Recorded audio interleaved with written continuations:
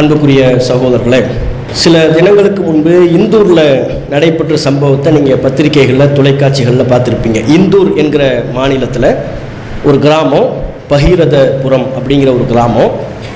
அதில் அங்கு விநியோகிக்கப்பட்ட குழாய் மூலமாக விநியோகிக்கப்பட்ட தண்ணியை குடித்து 10 பேர் பலியாகி இருக்கிறாங்க. பத்திரிகையில் வந்த செய்தி 10 பேர். ஆனால் ஏனைய சுதந்திரமாக செயல்படக்கூடிய சமூக வலைத்தள ஊடகவியலாளர்கள் மொத்தம் 14 பேர், 14 பேர் பலியாக இருக்கிறாங்க அப்படின்னு பதிவு பண்ணியிருக்கிறாங்க. பத்திரிகையில் 10 பேர் அப்படின்னு சொல்லியிருக்கிறாங்க. அதில் ஒரு குழந்தை முதல் கொண்டு தண்ணீரை குடித்து அந்த தண்ணீர் விஷமாக அவர்களுக்கு மாறிய காரணத்தினால இறந்து போயிருக்கிறாங்க.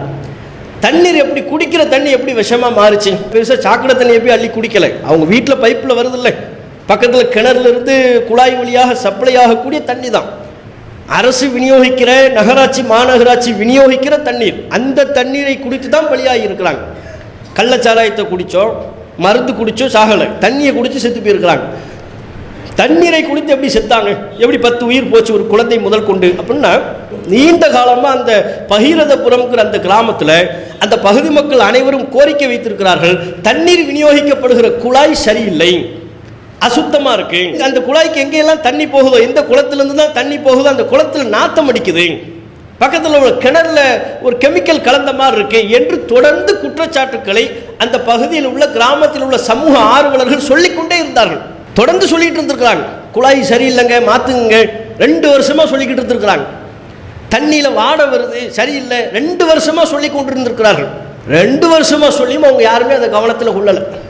அது சம்பந்தப்பட்ட துறை அதிகாரிகள் கவனத்தில் கொள்ளலை. இதில் பெரிய வேடிக்கை, இந்த இந்தூர் மாநிலத்திற்கு தான் சுகாதாரத்தில் சிறந்து விளங்குகிற, இந்தியாவிலேயே சுகாதாரத்தில் சிறந்து விளங்குகிற மாநிலம் என்று குடியரசுத் தலைவரால் விருது வழங்கப்பட்ட மாநிலம்.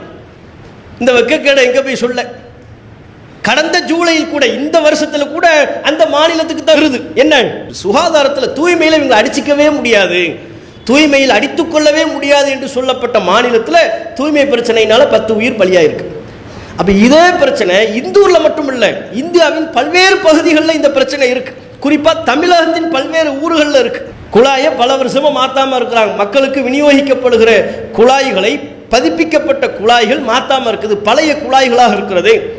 ஆமின்புரம் உள்ளிட்ட சில பகுதிகளை எடுத்துக்கொண்டால் அவ்வப்போது அங்கே வருகிற தண்ணீரில் கெட்ட வாடை வருகிறது. இப்பெல்லாம் பஞ்சாயத்துகள் இருக்கு. இதை சம்பந்தப்பட்ட துறை அதிகாரிகள் உரிய கவனம் எடுத்து நடவடிக்கை எடுக்கணும். இல்லாவிட்டால் இந்தூரில் ஏற்பட்டதை போல அசம்பாவித சம்பவங்கள் நம்ம ஊர்லேயும் ஏற்படலாம். அல்லாஹ் காப்பாற்றணும்.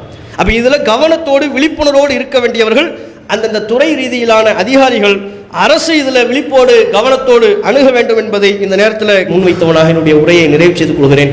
வாஹிரு தாவானா அல்ஹம்துலில்லாஹி ரப்பில் ஆலமீன். அஸ்ஸலாமு அலைக்கும் வரஹ்மத்துல்லாஹி வபரகாத்துஹு. அல்லாஹு அக்பர், அல்லாஹு அக்பர்.